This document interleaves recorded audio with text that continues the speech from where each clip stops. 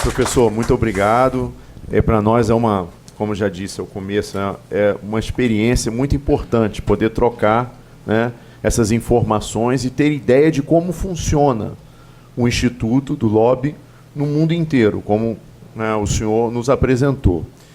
No Brasil, o que mais hoje nos preocupa é porque nós temos uma atuação no Congresso Nacional, né, muito forte e efetiva de inúmeros grupos, né?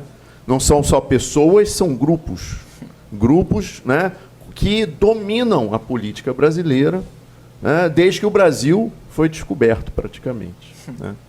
Então, a nossa questão é que, por exemplo, o Brasil criou o sistema de financiamento público das campanhas como uma forma de combater, né, esse toma lá da cá, né, essa troca, né, entre as empresas e os políticos e, de certa forma, o financiamento da campanha. Mas o que acontece hoje? Antes, até me ocorre de chamar aqui, houve um estudo que chegou-se a demonstrar que a cada R$8, mais ou menos $2, investidos por uma empresa na campanha, retornaria, né, cada real, retornaria em $8, em R$8, $2, em benesses do Estado, né? Então, para ficar claro, para cada R$1 investido, a pesquisa indicava que haveria um retorno de R$8, né, do poder público, em troca pelo investimento. Então, o que nós acompanhávamos aqui sempre era o seguinte: uma determinada empresa, um determinado grupo, né, doava para a campanha de Dilma e para a campanha de Aécio. Certo. E para a campanha de Marina Silva. Quem ganhar, estamos garantidos. Compensa. Para R$8. Então, vale muito a pena. Então, o que se criou? Vamos fazer o financiamento público das campanhas para acabar a intervenção, né, desses grupos na política. Só que o nosso financiamento público hoje, à base de R$1 bilhão e 800 milhões de reais, né, isso aí são quase 500 milhões de dólares, aí, né, fazendo a conta, é um valor absurdo, né? E aí nós trabalhamos com uma lógica de que, mesmo tendo financiamento público, mesmo tendo a regulação, né, continuamos tendo, né, os caminhos que não são os caminhos oficiais de doação. Por exemplo, na última campanha se verificou que pessoas ligadas a empresas que não poderiam doar mais, porque as empresas ficaram proibidas de doar, estão doando como pessoas físicas. Então, as grandes cabeças, os grandes líderes daqueles grupos passaram a doar como pessoas físicas, né? Então, não se adiantou. Então, como o senhor disse, a regulamentação tem que existir, mas se ela não for cumprida, aqui no Brasil se fala, a lei não pega. A lei não pega. Cria-se a lei, mas a lei pegou ou não pegou?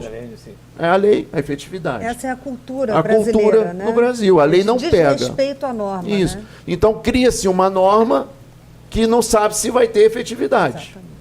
E o financiamento público hoje no país é exatamente se trabalha com essa realidade, né? Nós não sabemos efetivamente como o dinheiro é gasto. Por exemplo, tivemos essa semana, né, a denúncia do ministro, né, do Turismo, do atual governo, envolvido em suposto, vamos dizer assim, de forma inadequada do que chegou ao partido para o investimento na campanha.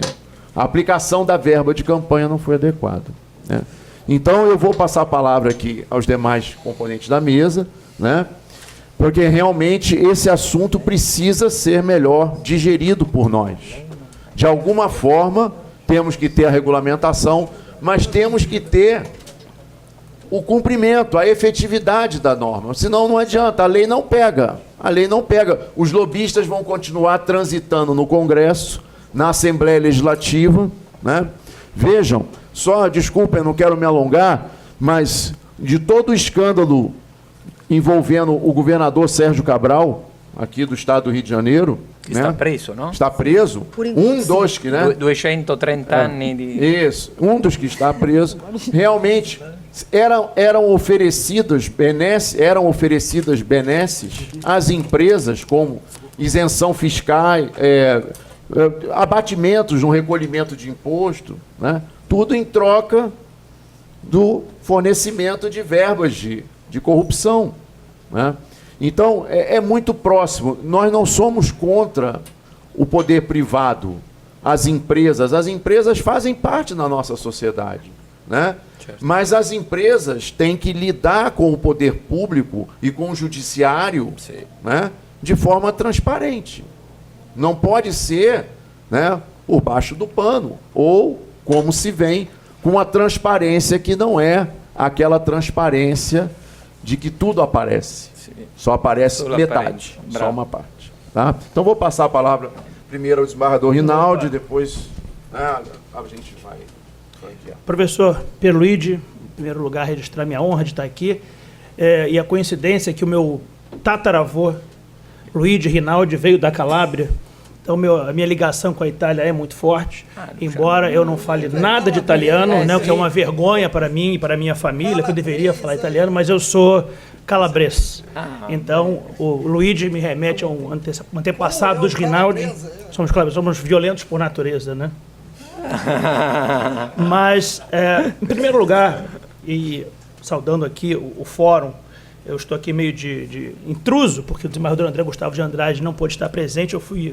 Recebi o honroso convite para estar aqui participando hoje desse tema, e eu parabenizo o fórum por um tema tão importante, que é o lobby na política. A primeira vez que eu conversei sobre isso foi com o nosso ministro Torquato Jardim, nosso amigo, que foi ministro da Justiça no último governo, e nós conversávamos sobre lobby na política e financiamento público, em Brasília, nos almoços que a gente participava lá. E ele é um especialista em direito eleitoral, foi do TSE por 2 vezes, e ele dizia, sobre o financiamento público, que nós temos que deixar de ser ingênuos, né? Porque o brasileiro ainda, a gente é um país que caminha para a maturidade democrática.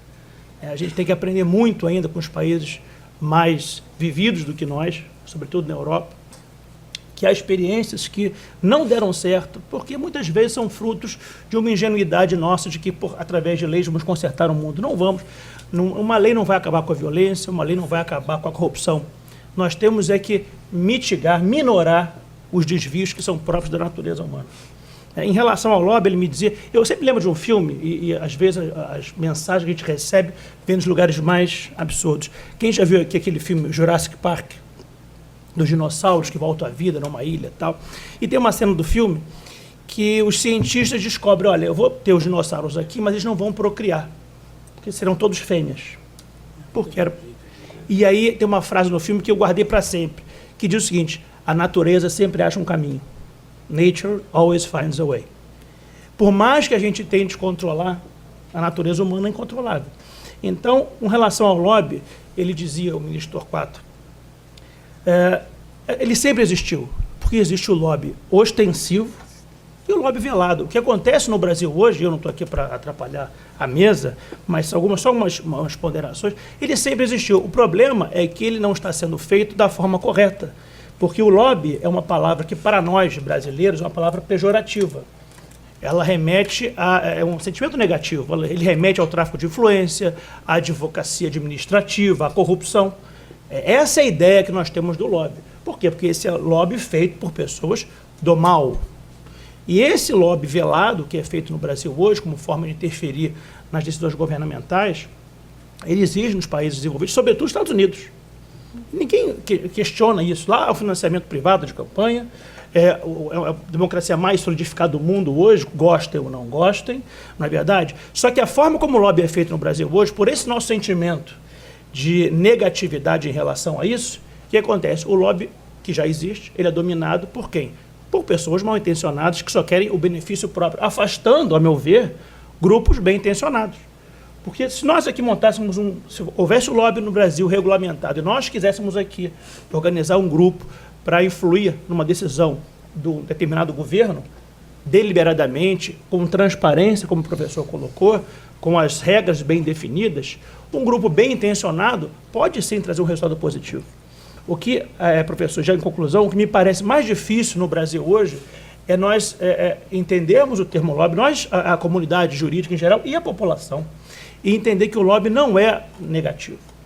É incrustar isso na sociedade, dizendo que o Brasil precisa dessa regulamentação do lobby, até para você não eliminar a criminalidade da política, mas para trazer pessoas mais bem intencionadas, para que tenha o financiamento privado de campanha por grupos bem intencionados. E não vejo problema de haver um financiamento de uma mesma empresa para vários players da política, desde que haja uma regulamentação. Olha, a empresa tal doou para tanto, e não tem um retorno por ter dado dinheiro. Não foi um toma lá da cá. Né? Então, esses engessamentos que nós temos hoje, já em conclusão, me parece que atrapalham muito o nosso processo político, né? A nossa evolução enquanto sociedade, que a gente acaba dando um passo à frente e dois atrás, como já vem ocorrendo. Então, a minha preocupação é essa: como a gente consegue transformar isso em realidade no Brasil, já que esse termo é tão negativo e muitas pessoas entendem isso como uma atividade criminosa. E saber como é que foi na Itália, se a Itália passou por isso também, se havia esse sentimento de negatividade em relação ao lobby, se hoje isso já é mais bem aceito. O senhor quer responder agora ou quer depois? Do Ricardo. Bom dia a todos. Eu costumo dizer, professor, e eu vou tentar falar um pouco mais devagar para ver se eu me faço um pouco mais compreendido, que o direito brasileiro possui o lobby público e o lobby privado. Nós temos a regulamentação do lobby público. Quando nós elegemos um deputado, um senador, nós estamos elegendo quem vai nos representar. E eu vejo nisso uma forma lícita do lobby. Então, nós temos o lobby público. Quando eu elejo um determinado deputado, um senador, eu elejo quem irá expor a minha ideia. Essa é uma representação que nós já temos. E isso, para mim, é a essência do lobby. O que nós precisamos aprender é normatizar o que nós chamamos aqui, o que eu estou chamando aqui de lobby privado.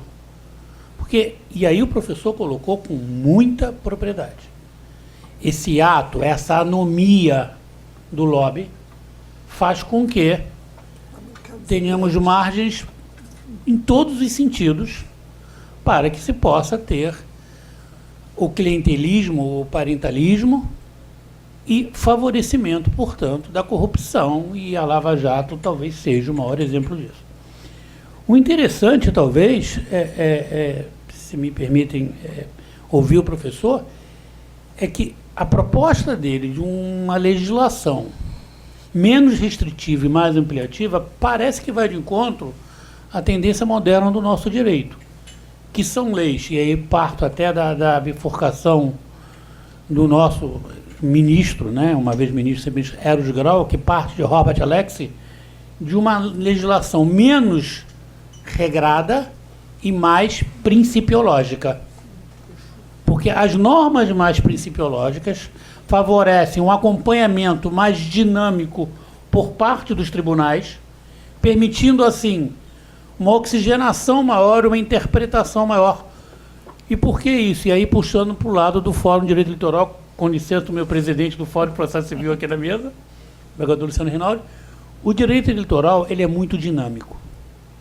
E esse dinamismo do direito eleitoral faz com que seja necessária uma interpretação da norma que, por vezes, fica defasada ao tempo de sua aplicação.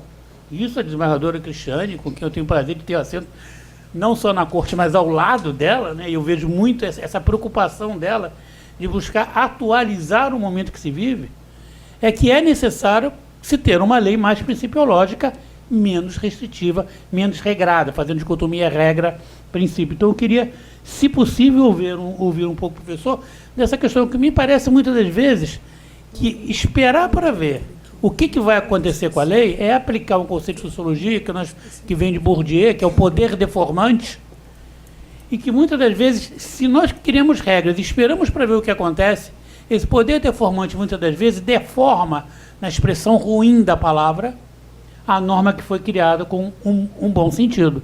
Então, talvez uma lei mais principiológica nos atendesse melhor do que talvez esse tempo de maturação. Claro, o tempo de maturação é importante para a alteração da lei, mas começando com uma lei mais principiológica, me parece que seria talvez mais interessante. Mas, assim, é uma palestra que eu acho que todos nós que estamos aqui hoje, que só saímos daqui ganhando. Muito obrigado, professor. Piacere. Desembargadora Cristiane, por favor. Bom dia a todos e a todas. Inicialmente, eu gostaria de agradecer o convite para participar desse debate, dessa mesa, da minha amiga, né, querida e grande eleitoralista, uma baluarte aí na defesa da democracia, do direito eleitoral, a doutora Vânia Aeta. É uma honra estar aqui mais uma vez ao seu lado e com uma palestra brilhante do professor Dr. Pierre Luiz. Gostaria também de parabenizá-lo desde já. Registrar a presença do meu querido amigo, o desembargador Fernando Cerqueira Chagas, é meu querido amigo, também esteve no Tribunal Regional Eleitoral conosco. E lá... uma falha minha, que na abertura deveria ter feito referência à Vossa Excelência. Então... E foi a falha foi minha, então. Não, a falha foi uma minha. passagem brilhante. Nossa, As escusas. Dividimos a culpa. E é sempre bom estar aqui ao seu lado e contar, e é uma honra, né, lhe ter aí na plateia, deveria estar aqui conosco. Cumprimentar a todos os meus companheiros aqui, os integrantes da mesa, na pessoa do vice-presidente do Fórum Eleitoral, o juiz Luiz Márcio. Essa palestra, eu acho que é grandiosa e enriquecedora, na medida em que, no momento que estamos, né, em fase de regulamentação no Brasil, de um tema tão caro, tão importante. Por quê? Porque nós precisamos, primeiramente, desmistificar, retirar o estigma que existe hoje sobre o lobby no Brasil. Hoje, quando se fala em lobby no Brasil, nós falamos de uma face negativa, de algo que é ruim, né? Então, por isso, a importância de nós conseguirmos ver o outro lado, que o lobby não está necessariamente só ligado aí ao tráfico de influências, à corrupção ou até mesmo ao marketing pessoal, que é o que ocorre, e aí falamos do lobista. Nós precisamos também encarar, e aí a necessidade da regulamentação, que o lobby pode ser algo bom. E sim, e aí nós temos os exemplos dos outros países. Nos Estados Unidos, nós temos o modelo, né, da regulamentação e do próprio lobby, ainda em fase de pré-regulamentação, do próprio século XIX. Aí falamos das atividades de agricultura e as atividades rurais, que eram necessárias para aprovações de todas as atividades e as políticas públicas e investimentos, enfim. Era necessária a figura aí do lobista para toda e qualquer aprovação das políticas rurais. Então, hoje, o nosso principal desafio é realmente a regulamentação do lobby.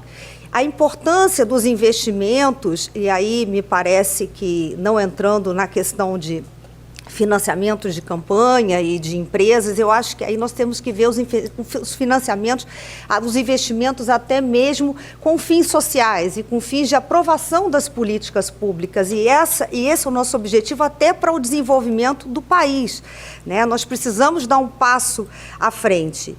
E me parece que hoje o nosso maior desafio é a regulamentação do lobby e da figura do lobista, né? De forma que a responsabilização do lobista seja forte e severa suficiente para que ele não desvirtue ali a sua função, a função que deve ser atribuída na própria norma. E o que me parece, professor, que é de suma importância e que aí eu acho que vou estreitar aqui em relação à normatização. Por quê? Porque nós precisamos realmente, essa coisa me parece que está um pouco divergente, se essa regulamentação deveria, de fato, ser com poucas normas, Ou se deveríamos fazer, como disse o desembargador Ricardo, meu colega lá, grande eleitoralista, se nós poderíamos fazer uma coisa mais principiológica ou de forma mais restrita. Aqui no Brasil, essa regulamentação é muito nova. As experiências que temos não são boas. Não são boas porque no Brasil nós temos, como eu já disse, uma cultura de não respeito à norma.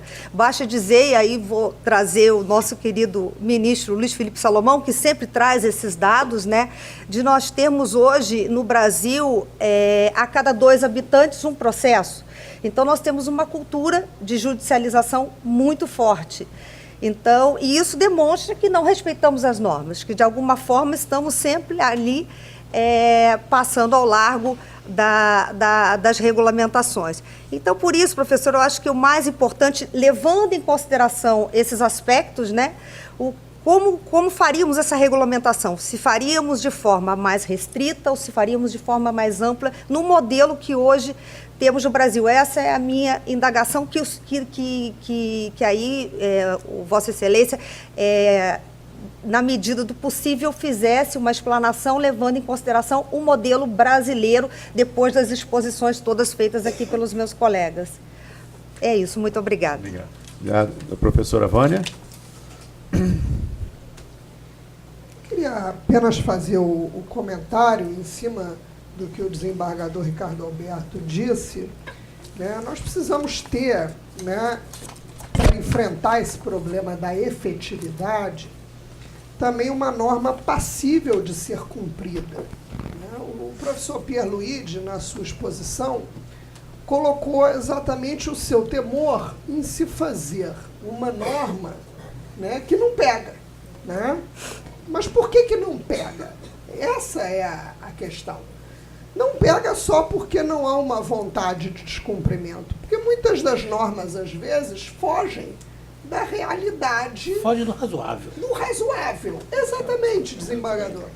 E eu cito a questão do financiamento, por exemplo. Nós tínhamos um quadro de corrupção, né, que precisava ser enfrentado, uma mazela que ninguém, obviamente, estava a defender, mas o que se fez para poder, de certa forma, tapar o sol com a peneira em relação ao corrupto. Porque o corrupto vai ser corrupto em qualquer sistema, no público, no privado e no misto. Então, se vilanizou o financiamento privado, e até foi objeto de um artigo que eu escrevi para o professor Torquato, né, para a Revista Brasileira de Direito Eleitoral, lá da RT, se vilanizou o financiamento privado como se ele fosse a causa da corrupção. E a causa da corrupção é corrupto, que vai ser corrupto em qualquer sistema. Mudou-se o sistema e a corrupção continua, mesmo no financiamento público. Eu quero saber qual é o dinheiro que é devolvido. Né? Eles criam terceirizações para poder não devolver o dinheiro público. Agora o fundo vai criando mais e mais demandas. E onde é que nós vamos chegar? O contribuinte onerado, né, gastando-se muito e muito dinheiro, cada vez mais. Não que o dinheiro para a democracia não seja importante, porque a democracia, a eleição é uma festa pública, né, da cidadania. A democracia precisa de dinheiro, não é por isso. Mas o dinheiro, né, lembrando aqui o doutor Rinaldi, que ele fez essa lembrança do filme, mas a gente lembra sempre um trecho, uma fala de um ex-juiz da Suprema Corte americana que dizia a mesma coisa de outra forma, que o dinheiro é como água, né? Sempre vai encontrar uma saída. Penso, talvez, e isso é uma reflexão até mais aqui para o debate dos magistrados, né, para as eleições futuras, que há uma preocupação muito grande, desembargador Ricardo Alberto, com a legislação eleitoral, quando, na verdade, alguns ajustes teriam que ser feitos na seara administrativa. Lei de licitações, por exemplo. A partir do momento que não fosse convidativo fazer determinadas doações, em termos daquele velho toma lá da cá, será que essas doações todas iam ocorrer com tanta pujança? Né? As doações, né, mal intencionadas, não estou querendo dizer que toda doação seja mal intencionada, longe de mim, mas as doações mal intencionadas, elas certamente seriam esvaziadas se elas não tivessem a possibilidade do retorno em termos de benesses indesejáveis. Eu acho que muito mais do que toda hora ficar mudando a lei eleitoral, teria que se repensar algumas normas de regência, né, do direito administrativo. Professor Evandro, se me permite, esse dia a gente teve uma discussão no TR, a embargadora Cristiane estava lá, e a gente falou uma coisa que eu acho que é muito importante se deixar colocar. Regulamentar a conduta eleitoral não é criminalizar. E hoje, na verdade, a gente teve essa discussão lá no julgamento recente, toda conduta eleitoral, toda infração à conduta eleitoral está sendo criminalizada. É difícil pegar no ilícito eleitoral lato sensu que não tenha sido também criminalizado, como se a criminalização fosse a resposta no combate à ilicitude. E quando não havia a criminalização, nós extraíamos peças Exatamente. ao Ministério Público para ter ciência da conduta, para uma análise prévia de se havia ali um crime, um ilícito ou não. Por quê? Porque se acha que toda sanção é necessariamente a sanção penal. Quando, na verdade, eu costumo dizer o seguinte, e aqui eu faço uma menção ao meu ex-aluno e amigo, e hoje meu professor Felipe Peixoto, aqui, né? Eu sempre falo assim, o que dói mais no político não está na esfera penal. Claro. O que dói mais no político está naquilo que é mais caro para ele, que é a inelegibilidade.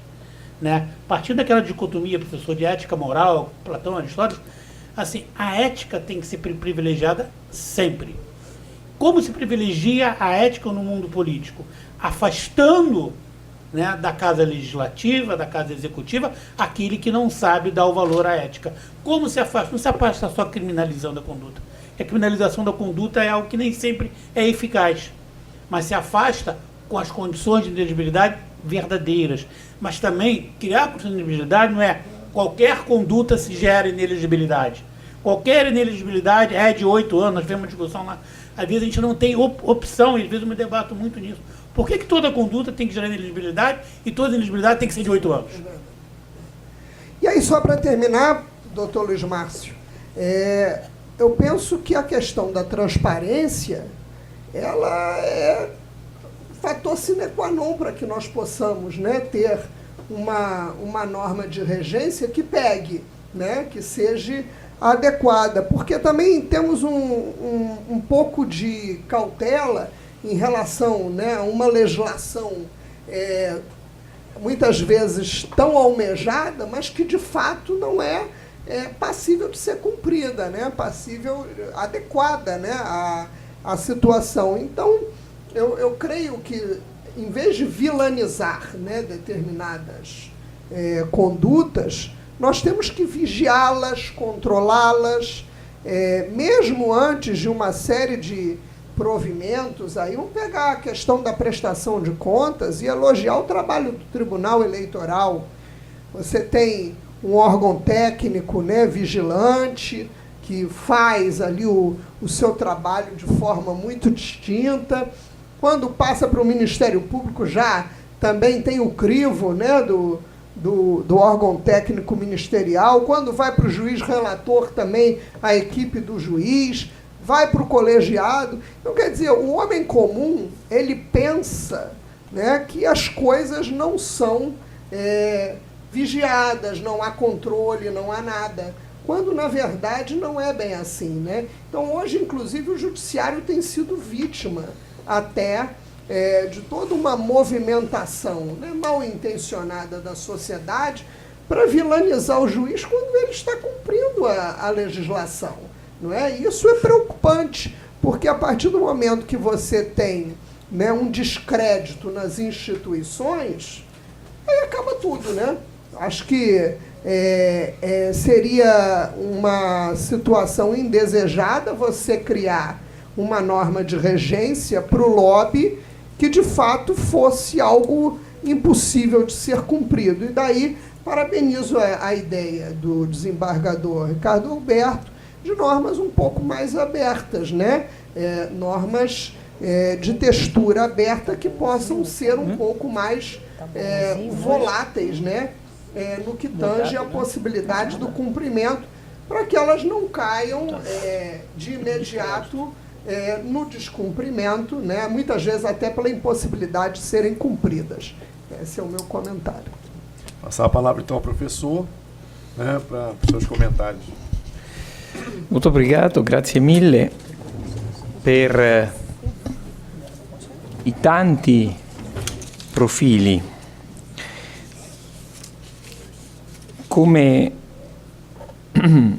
è stato detto, l'Italia ha vissuto una situazione simile a quella brasiliana 20 anni fa. Più di 20 anni fa, nel 1992, dal 1992 al 1994, noi abbiamo avuto il grande fenomeno di Tangentopoli, il nostro lavagiato, con un giudice divenuto famoso, il giudice Antonio Di Pietro, che era il giudice che coordinava il pool anticorruzione a Milano. Purtroppo non abbiamo imparato nulla da quella vicenda. Cioè la vicenda di Mani Pulite in Italia si è conclusa in una situazione simile a quella che voi oggi state vivendo e che personalmente, diciamo, quando 5 anni fa fui invitato a San Paolo alla PUC, c'era una televisione di San Paolo che mi chiese come pensavo che sarebbe finita la vicenda di lavagiato. Io dissi: spero che non finisca come Mani Pulite, ma temo che stia finendo allo stesso modo. Cioè, a dire, il giudice Di Pietro che lascia la magistratura e scende in politica, fa il ministro, nel frattempo un personaggio populista, Berlusconi, che diventa Presidente del Consiglio, poi il giudice Di Pietro lascia il posto da ministro e fonda un proprio partito, pensando di poter così avere il potere. È finita male. Di Pietro è stato pure indagato, arrestato, quando da giudice è diventato politico ha utilizzato i soldi del finanziamento pubblico della politica per comprare case a sé, a suo figlio, insomma, finita male. Cioè, quel modello è finito male.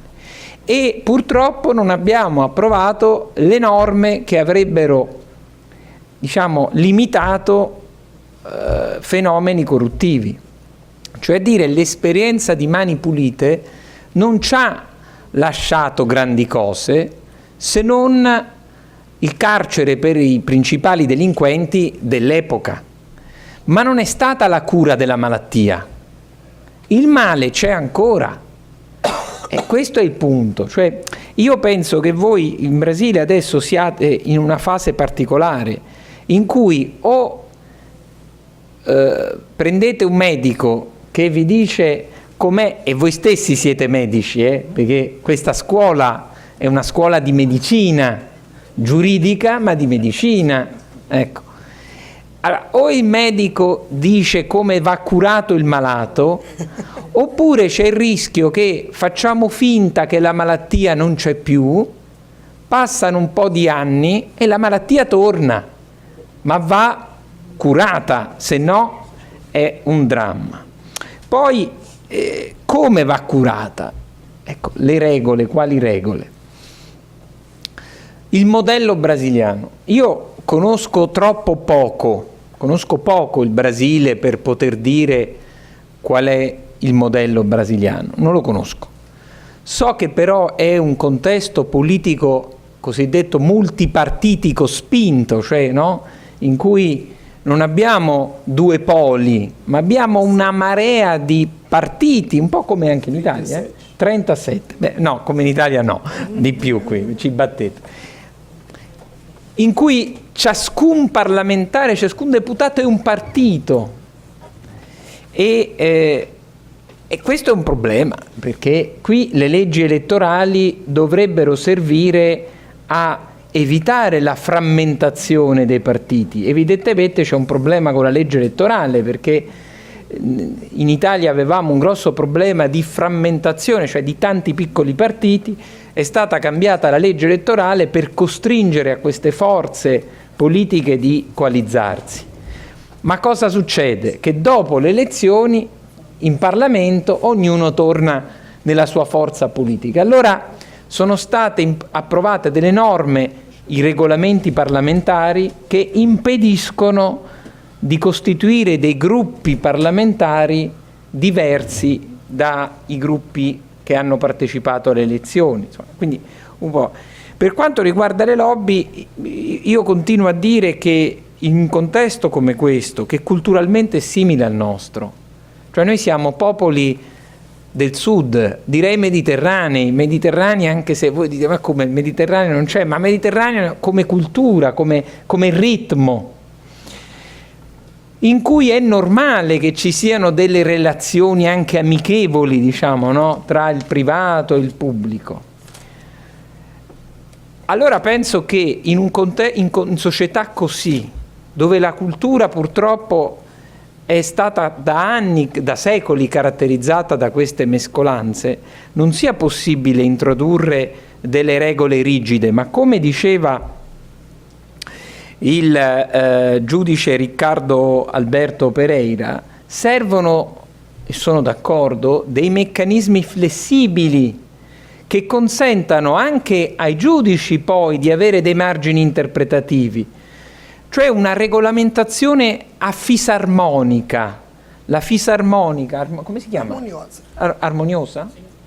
Che vedete si apre a seconda dell'esigenza del suono che bisogna fare. La fisarmonica si apre o si chiude. Ecco, una regolamentazione a fisarmonica, cioè che fissi dei principi generali, che fissi la cornice, i paletti, delle regole minimali come il registro dei lobbisti ad esempio, e poi lasci alla società e al potere anche giudiziario di intervenire quando serve, ma senza dettagliare troppo, perché altrimenti già sappiamo che una legge troppo dettagliata è una legge che non verrà applicata, non effettiva.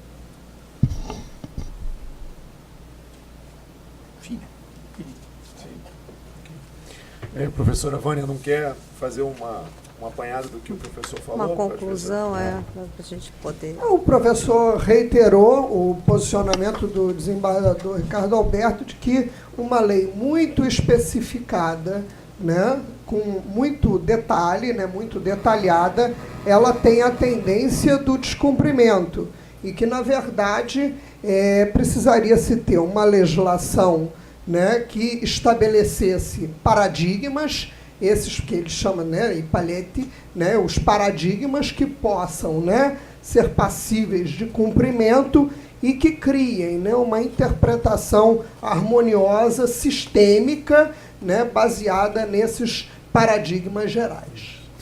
Professor, até fui buscar aqui, eu estava fazendo uma pesquisa rápida, 32 partidos confirmados, mas tem outros pedidos. Então, a gente acaba tendo uma variação aí, mas hoje 32 partidos registrados. Presente em Se não parlamento. tiver a cláusula de barreira, Não, né? não necessariamente presente no parlamento. Ah, ok. Né? Em Assim, competizione Sem elettorale. representação. sem representação. Estão registrados no Tribunal Superior Eleitoral, Alguns sem representação. mas nem todos têm representação. Né? E aí você tem esse... São todos partidos federais? Sim. Aí são registrados no Tribunal Superior Eleitoral. Sim. Porque aqui Só não existem existe partidos. partido local. Todo partido é nacional. partidos. Não, Teve não. no passado. Você É. pode ter representações locais, mas É. todos têm que ser nacional. Nacional. Né? E em relação a essa situação, muito obrigado. Só fazer esclarecimento ao senhor que realmente esse pluripartidarismo, né, inviabiliza, né, até mesmo a atuação dos grupos. Né? Os grupos acabam sendo representados, né, por esses lobistas Que se dilui, né? e acabam tendo ali, o partido vira de um cacique. A gente chama aqui, um dono do partido é quem controla tudo e acaba tendo acesso. Como capo de elite. Acaba. E acaba tendo acesso ao fundo partidário e à verba e acaba sendo o controlador de tudo. Bem, eu não sei se nós temos ainda 10 minutos para liberar o professor, porque ele tem horário.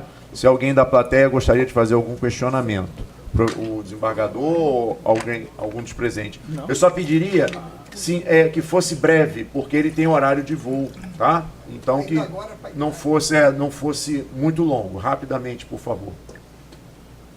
Existe um debate bem... Só pode o seu nome, por favor, para o professor, e a Meu sua... nome é Gabriel Leão, eu sou estudante de Direito do segundo período da faculdade da UERJ. Muito obrigado. E sou um grande apaixonado pelo tema sobre lobby. Eu gostaria de fazer uma pergunta para o professor Pierluigi sobre o artigo 5º, inciso 34 da Constituição, a qual hoje existe um debate sobre esse seria o artigo que respaldaria a atividade de lobby no Brasil. Inclusive, é o artigo em que a Associação Brasileira de Relações Institucionais e Governamentais, a ABRIG, está se pautando para iniciar o debate da regulamentação dessa atividade. Eu gostaria de saber se esse artigo, especificamente, só ele conseguiria amparar essa atividade. Gabriel, desculpe, mas não é uma pergunta para um palestrante internacional. Desculpa, vou falar agora... Tá bom, então, Não. Posso fazer a outra? Sim, por favor. Enfim, uma vez em um artigo do senhor, o senhor falou que o lobby é uma das principais essências da democracia, porque é a democracia no seu sentido mais híbrido, essa parte do litigar, do litígio, de ir ao poder público e ter diálogo com ele. O senhor, como um grande pesquisador do tema, acredita que nos ambientes onde o lobby foi regulamentado, a democracia participativa se tornou mais efetiva?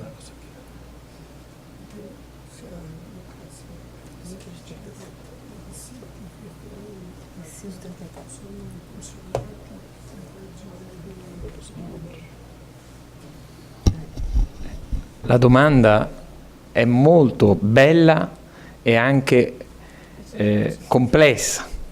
E per rispondere correttamente dovrei stare 3 ore come minimo, perché è un bel tema, no? Se ho ben capito, la questione riguarda la modalità di democrazia partecipativa. Ok. Allora, l'attività di lobbying non è, o meglio, diciamo, c'è una questione, se l'attività di lobbying è espressione della democrazia partecipativa oppure no. Perché gli istituti tipici della democrazia partecipativa sono le petizioni, il referendum, le audizioni. L'attività di lobbying è una cosa diversa. Perché io prima ho detto che il lobbying è un elemento della democrazia pluralista, non della democrazia partecipativa? Perché in quegli paesi, in quegli ordinamenti in cui è riconosciuta la libertà di associazione, è riconosciuta anche l'attività di lobbying. Quindi non penso che il lobbying sia un istituto della democrazia partecipativa, ma è elemento che caratterizza le democrazie pluraliste, cioè c'è una connessione tra lobbying e pluralismo, perché non necessariamente ci deve essere la partecipazione del lobbista al procedimento. In Gran Bretagna il lobbista non per forza partecipa al procedimento. Negli Stati Uniti sì, no? Per cui il lobbying è l'elemento della democrazia pluralista, ma non è, a mio avviso, un istituto della democrazia partecipativa. Obrigado, professor.